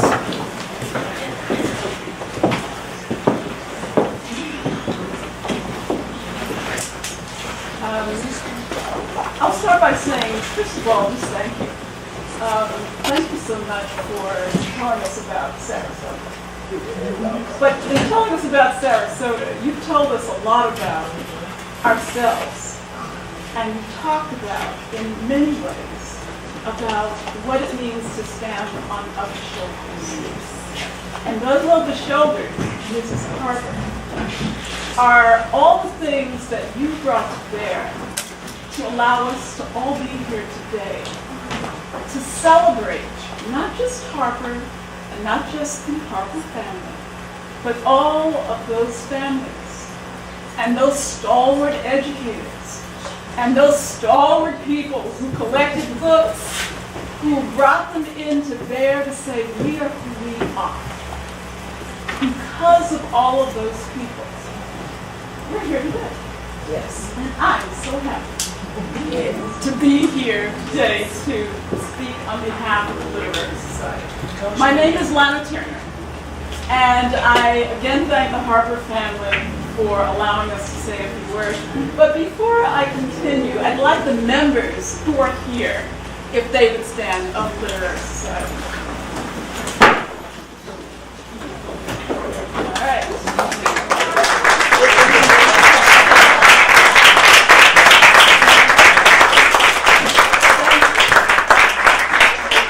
On October 28th of last year, the Literary Society, we held our book discussion meeting at Workman's Circle, which is the rehabilitation center that Harper was a patient in. And while Harper was unable to attend the discussion, it allowed us the ability to move in little groups to Harper's room to spend time with him. And it was a wonderful way of bringing people. Not everyone in the Literary Society these days would know Harper necessarily, but they knew him through my constant sending out this is what we're doing, this is where we're going to be, this is what Harper is, and we wrapped. He was, at the time, he was delighted. He expressed joy and appreciation for the onslaught of our attention. He was chatty and upbeat, as one happy thought would at times collide with this telling struggle of regret and determination. But those cheery voices of Harper's at that time would as quickly be replaced with the smiles of accomplishment. And I think we heard that. And I'm so happy that we as a group could just hear Harper talk about all the things he wanted to talk about. It was just as important for us to let him know that he was in our thoughts and prayers for recovery by just being. Oftentimes, all you need to do for someone is just show up. Harper joined our literary circle. I don't ask for formal applications. I couldn't actually pinpoint the date Harper joined us, but let's just say the late 1990s, early 2000s. While he was a member, he moderated 2 books, one of which Jane Tillman Irving had mentioned earlier, The Warmth of Other Suns by Isabel Wilkerson. And the other book he moderated were Are Prisons Obsolete by Angela Davis. His attendance at our meetings over all of this time would sometimes be a little spotty. It would, sometimes have something to do with whether he could get around or what was going on. But he was always in touch, whether he could physically be at a meeting or not. He would be in touch sometimes, emailing me his thoughts and his takes, and write down to the notices of how many times I actually appeared in Bill Cunningham's column. That, by the way, I must say, the little footnote there, when Bill died, it was Harper who sent out this note, and he was trying to recall a number of things. And I remembered at the time of feeling like my entire heart had fallen through the pavement, because I had this long 28-year ongoing conversation with Bill Cunningham about a variety of things. And it was Harper who sent a note, who asked me to clarify some photograph or something that he saw in the Times, and I would clarify that. But it was his sending me that note that let me know how much he understood how it was possible for me to grieve in a way that just didn't seem to be, well, you wouldn't quite pinpoint it that way. But he had a sense of that, and I thanked him. I want to say also this. When Moselle Murray, some of you may know, was Albert Murray's wife, who at 95 years old passed away in July of 2015, I would learn that the Murrays attended, all 3 of them, Albert, Moselle, and Michelle, attended Mrs. Harper's 80th birthday in 2004. I would later learn that the 2 families, the Murrays and the Harpers, actually met at Tuskegee. Correct. Okay, trying to get this straight. Mrs. Harper was in the class of 1943, 44, sorry. Okay. And Albert Murray was in the class of 39. And he was teaching then. Moselle Murray was also there in your husband's class, and the Murrays and the Harpers. So that's a pretty powerful team of people. And for those of you who don't know anything about Albert Murray, I will allow you to Google that after But I bring that up for this reason. Harper, because he was so thrilled about one of the things that we did as a group. I felt that because Albert Murray had given so much to the canon of literature and music, that we needed to celebrate Albert Murray, who was right here in the Lenox Terrace, and who, if you don't know, had a lot to do with how Jazz at Lincoln Center actually operates. I don't know if you know that, but if you look in those little tiny notes of Jazz at Lincoln Center, Albert Murray's name is there. And so Harper, this is years later, I would understand that you all met at Tuskegee. Harper had written a note about, it was more than a note, a little article about that afternoon. And if you will permit me to share that, you will get Harper, you'll get the afternoon, you will get the Murrays, and you will get music. With arms waving and bodies swaying, a dozen plus jazz and book fans scattered a rousing, if badly harmonized version of Take the A Train. As they sat next to literary jazzman Albert Murray in his hospital bed at his Lenox Terrace apartment. That was the natural, though impromptu, end of February 10, 2007 afternoon that the Literary Society spent honoring Murray, known as the godfather of jazz at Lincoln Center, which he co-founded.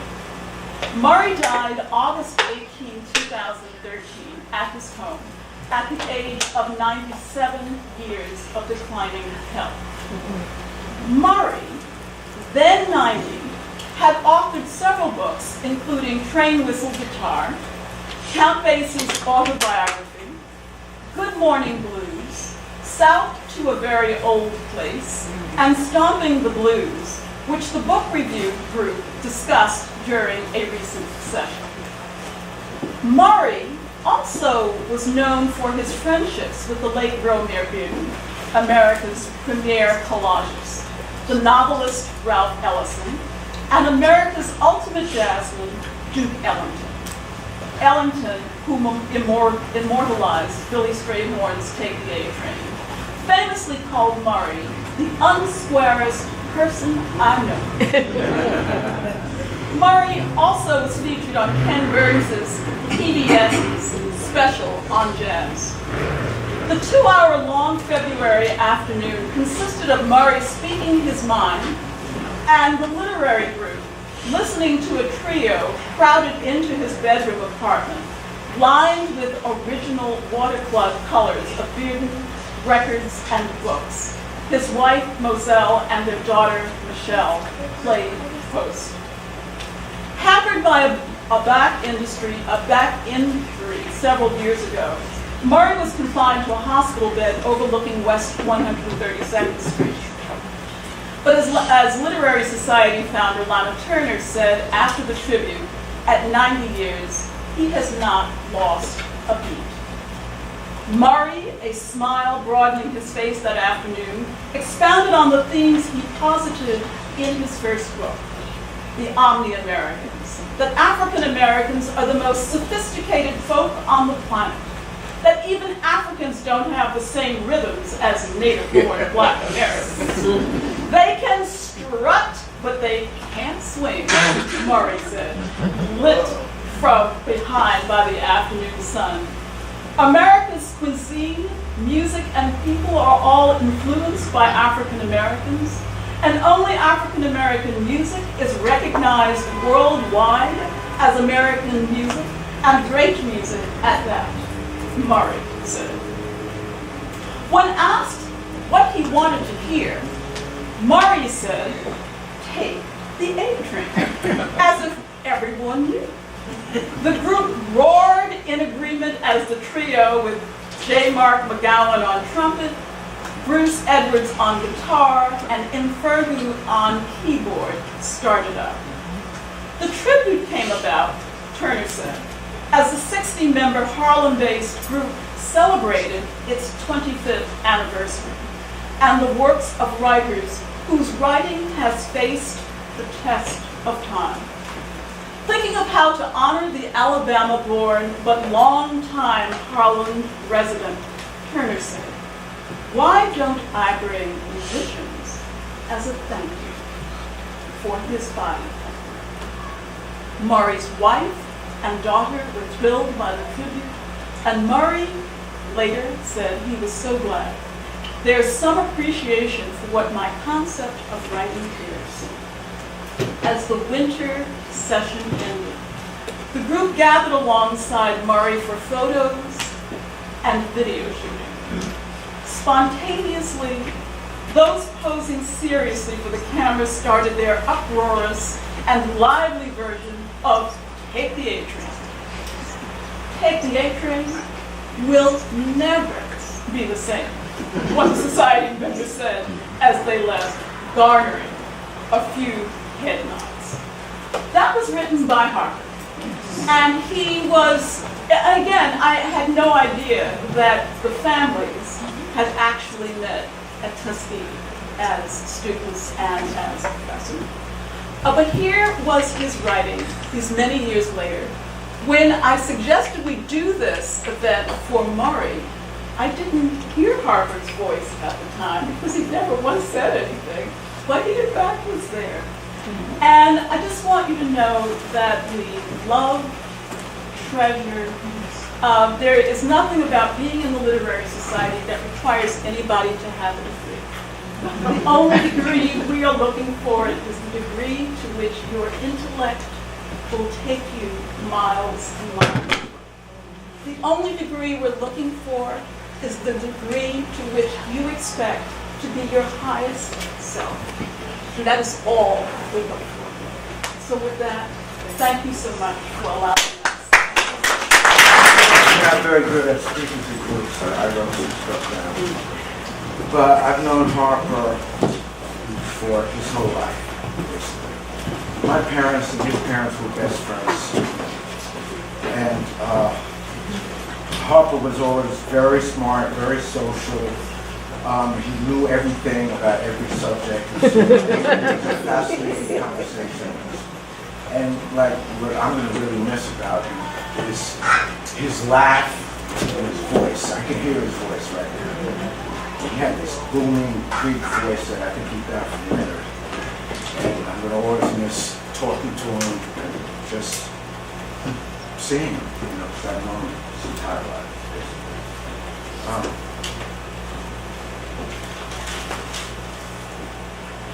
He would have made a great radio personality. His voice was so terrific. And I'm really glad I got to see him in high school before he died, because he died much too early. And so we're going to miss him. And Yvette, you're now my mother. Thank you.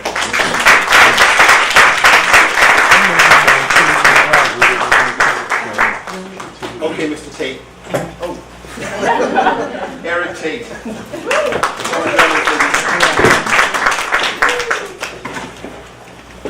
He's not complicated to speak, but because Harper is Harper, who's going to resist? I have to tell you, I just want to share one anecdote. Remember when I greeted each other, he said, "We got to stop meeting like this." I said, "Yes, you're right. We got to stop meeting like this." Harper and I ran into each other after a long absence. He said, "Eric, we got to stop meeting like this." I said, "You're right. What are we going to do about it?" He said, "Let's think of something." And Carol will remember. He said, "You know what? We need to get a regular gathering. And we need an excuse for the gathering."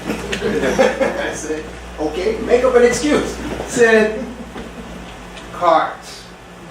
We are going to have a card-playing clutch." I said, "Hey, I used to play a little poker. I used to play a little..." He said, "No, let's do something that's a little bit more sociable and not less cutthroat." What do you think?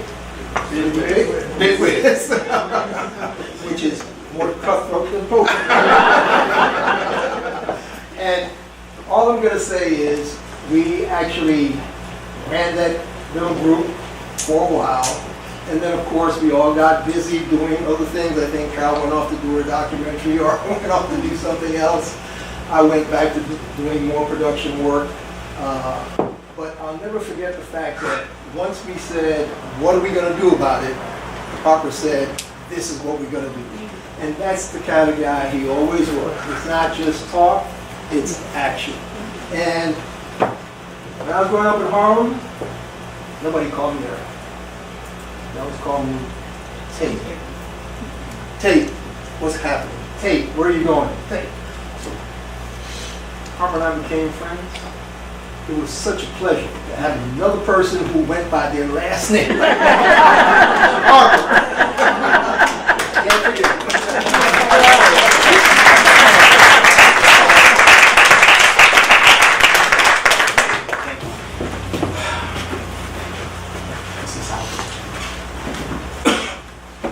I'm glad to be here, be able to deliver just a little piece of what Harper meant to me. My name is Vivito Matthews. I'm a photojournalist at the Associated Press. I came here in 1992. I came here at a time when I was about to do business. I was sure that I wanted to practice my craft anymore in the industry that was hostile and still is to black reporters and black journalists. And I met Harper, and I think he met me first because he's the kind of guy that will see you in the newsroom, walk up to me and say, hey, who you like? What are you about? And so that's how we met. It's Harper's fault. I blame him for being at the AP for 20 years. I have no intention of staying there that long, okay? But we had a relationship that meant a lot to me as a man in that environment. And the most important thing Harper taught me was how to negotiate the politics of that environment. To understand it for what it really is. And to really understand your role in it. And what you mean to others like yourself when they see you in that kind of place. Right? And that's when I started to disengage from my frustration and my anger of being a professional in an environment that's hostile. Okay? I'll make it short. Needless to say, we would talk about tactics. And he gave me tactics, right? And one of them was simple. He would say just, when you're moving around the newsroom, you're not quite sure who to deal with. Just mention my name. You mention your name, say, okay, could that be an ego thing? Let me tell you what it was. So I would mention Harper's name to certain individuals in my newsroom, in different departments. And I would see their reaction to his name. Right? If that reaction is negative, because you have to have a reason for Harper not to like you.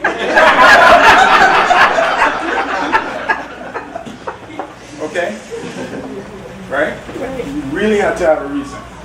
And trust me, every time I meet an individual like that, who reacted negatively to Harper's name, over time I begin to realize they just weren't for me. Okay? So what he did was to save me the trouble of having to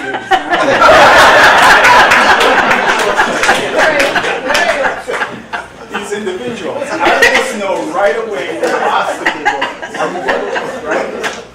And hence my 28 years there. Okay. I love the guy. I'm glad I got that phone call that he was in the hospital. He's not the kind of person that's going to let you carry the fact that he is ill as a part of your day. And he's going to be careful about who gets into that space.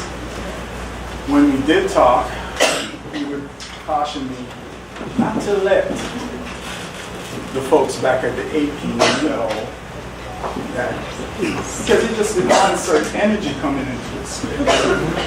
It was that simple, right? And to this day. And I was careful not to. I'm glad I got a moment at the end to hold his hand. I'm grateful for that. I'm always grateful for his words. I'm going to carry them with me, right? I can say this without a doubt. I've never met Harper. I'm a hard guy to smile at people. There's never a time in my life, in my encounters with Harper, that I just didn't feel good, okay? Because he understood how to deal with people he cared about. And that's meant a lot to me. We spoke a lot about our children. I have 2 girls, and there was always a discussion. He always, in our conversations, would always reference his conversations with his mother. Always talked a lot about his mom, right? So his family meant a lot. I remember when I walked into his hospital, I saw some photos on the wall, right? So of his family. And then I saw that one photo of his visit to the White House with Darlene, right? And he remarked how that was the most memorable moment in his life. Having to meet him. And how happy he was to me that trip. So I just wanted you to know that. But, yes, so all the years Harper spent at the AP, he was a warrior. He never stood on a mountaintop and blew his trumpet. He didn't have to, right? But he left me with some tools and some skills and some understanding about how to keep yourself upright in hostile environments. I want you to understand that. That's who he was at his core. He was a warrior. Thank you. Everyone, my name is Mary Louise Patterson. Hi, Harper. Here today because I could not have been anyplace else. I didn't know Harper as long as many, if not most of you, but I feel like he was a kindred spirit. And Harper had a way of making me feel that way. So I just have some random, disconnected memories of Harper. First of all, he was either Harper or Peter Allen Harper. And you never missed the Allen. Right. And I remember once introducing him to someone and saying, and I'd like you to meet my friend Peter Harper. And he quickly, didn't miss a beat, Peter Allen Harper. Okay, Peter Allen Harper. But he was one of the kind that, thank you so much for him. I wanted to be in the literary club, Sister Turner, because Harper had a collection of black women, the most accomplished, intelligent, articulate, activist, powerful black women of anyone that I know. I mean, Harper, and he had a way of just bringing people together, his generosity. Eric, I was at his house when he had that, one of those many whist parties. Yes. Shaniqua, who helped him get his house together.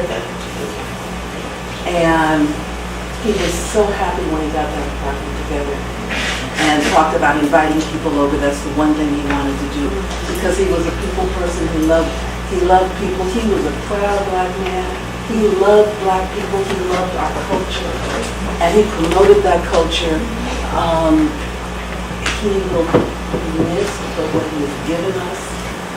And I'm sad and yet I'm just so happy that I knew him. That you gave birth to him. That we were able to have him. Harper. Oh, and Harper's sorry to say, persnicketyness about his food. So if he was coming to your house, he had to have certain food. And if he wasn't sure that you could do that, he would order the food and have it delivered. So that was hard. Harper read every book that I have ever read, plus before the book was either published or right after it was published.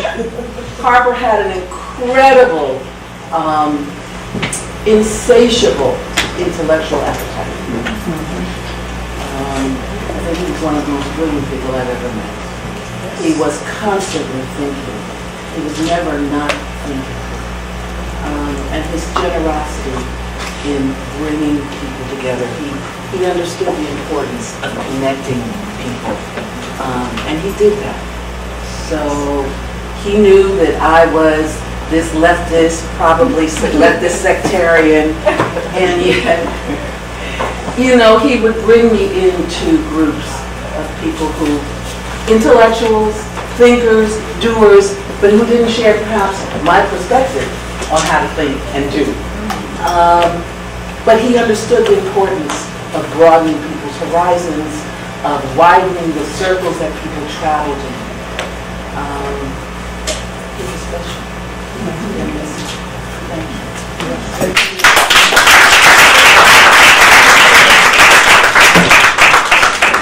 I'm sorry. We are going to let you leave at some point.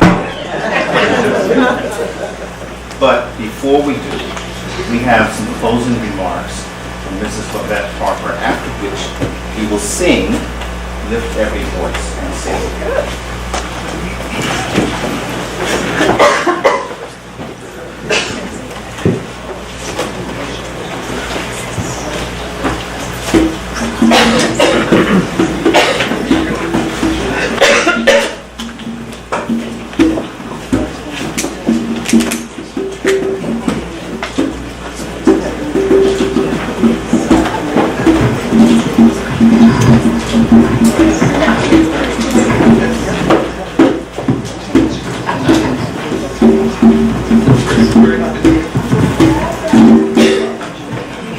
Well, I'm having trouble with technology. I always do that.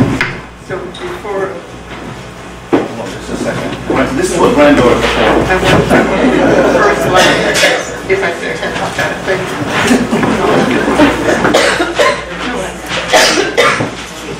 Yes, just before the final thing, I want to mention that since we have so many people speaking about my son as a writer, I have a few copies of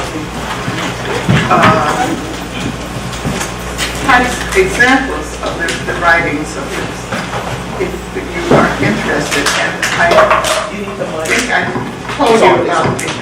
Is that it? It's on. It's on. I did mention about the breadth of his writing, and I just pulled out of this huge assortment of articles that I have, writings under these headings, and this is just the beginning. I didn't have time to go through all of it. But he had many, many articles in it. These are all byline articles. All byline articles. I did mention about the financial news from the time that he was writing for the Commercial Appeal, and especially financial news about countries in Africa, with special attention to South Africa. You know, lining up at South Africa's door makes for some unexpected alliances. These are all AP stories that came out. A reversal of fortunes, and South Africa redefined, talking about the whole financial situation of South Africa. He put everything into context, of course, of history, but also in the context of other countries in Africa. And of course, the commentary you already know. He has written so much about the Black arts movement, and Ruthia just told you one part of it, and she mentioned Brooklynizing of the Black arts movement. But I have stacks of other writings of his about the Black arts movement, historical. And of course, during the Dinkins administration, my son was on the New York beat, which he loved. I think he kind of wiggled his way into So that because Dickens was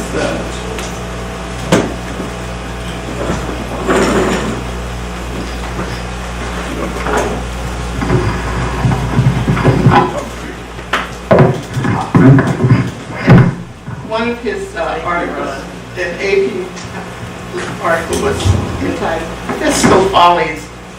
That was in 1990. And of course, you have heard about poetry, and you heard my granddaughter talk about one of his poems, read one of his poems. There's another one that she might have read. Of course, our program is very long. And it's called Nkisi, because I used to do lots of exhibitions of African art. And this large African art collection, of course, I have donated to Tuskegee University for the opening of their new museum, the Legacy Museum in Tuskegee.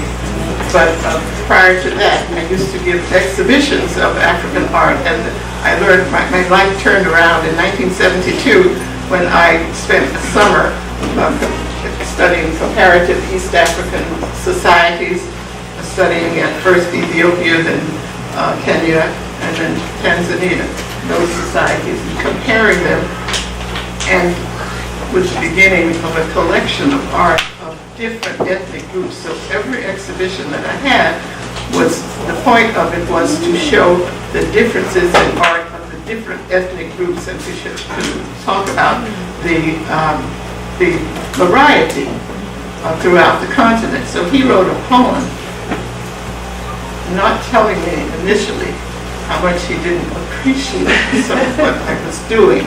But this really was so wonderful for me to learn all of this. I learned so much from him. And this poem talked about African masks and other sculptures that were hung on the wall. And you say, let me go. I don't belong up there. And I won't go into that more except to say that I was changed. And after that, every talk that I ever gave to, whether it was teachers or college students or other younger people, I pointed out that these are examples, that they really are a part of a costume. This is simply the facial part, or this is simply representative of something else. And I gave a background of how the art was used, and it was not intended initially to be on the wall, which I learned from my son's poem. He also wrote reviews, as you mentioned, of the Wilkerson books, and Michelle Alexander and Zora Neale Hurston. And one of my favorites in that pile is an article entitled "The Lyricism of Zora Neale Hurston and the Pathology of American Ideology." But I couldn't copy it because it was about 14 pages. So, and other things from Big Red and from titles, just samples of the breadth of his, and anyone who's interested, I have a few copies of that. But that was not to be why I'm up here. We had started out with one grandson talking about, and the other grandson said that you would speak for him today. Is that right? Telling him, yes. But you started with the idea of love and what that meant in a family and to a family, interventions. And of course, everybody knows what Dia did for 6 months. She gave up all of her consultancies and just took care of her brother. Thank you. And you mentioned Harper didn't go to church. He went a few times with me in Sarasota because it was Christmas Eve, I think. And they came down the aisle with the non-Canadian candles. But he was so interested in world cultures, and I thought I would read one letter that I know was very important, which I had discussed with him once, by one of the best writers in a book that you will recognize. Letters he used to write to different groups, he wrote to the Corinthians and other people, also about love. And I had discussed with him that I wanted him to be sure that one of the members of our family read this at my funeral, and he should decide. And Deami didn't want me to do this, and because Daddy didn't want to. Well, I mean, I'm here, it's mine today. I'm gonna do it. Sometimes, most times he listens to me, he's pretty good about it. And it goes like this. And I'd like to see the hands of the people as I start who've ever heard of it before. It starts, if I speak with the tongues of men and of angels, when I have not love, I am become a sounding brass or a clanging cymbal. I can't see, you know. And if I have the gift of prophecy and know all mysteries and all knowledge, and if I have all faith so as to remove mountains but have not love, I am nothing. And I grew up with this, and I believe it, and I've tried to live it. And if I bestow all my goods to feed the poor, and if I give my body to be burned, but have not love, it profiteth me nothing. Love suffereth long, and is kind. Love envieth not, love vaunteth not itself. It is not puffed up, does not behave itself unseemly, seeketh not its own, is not provoked, taketh not account of evil, rejoiceth not in unrighteousness, but rejoiceth with the truth, beareth all things, believeth all things, endureth all things. Love never fails, and I can't see the rest of it, but a few people may be familiar with this. Yes. Then you know the rest. And it is about love. And thank you for starting us that way.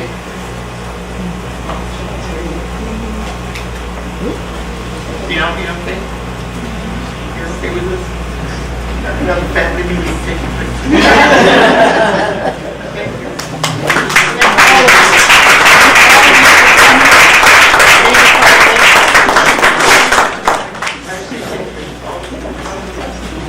And now, well, if you will trust me to begin in the correct key. And in the tradition of the institution that Harper did not attend, please stand. Oh, and the words are on the back of the program if you don't know them. Okay, here we go. Lift every voice and sing till earth and heaven ring, ring with the harmonies of liberty. Let our rejoicing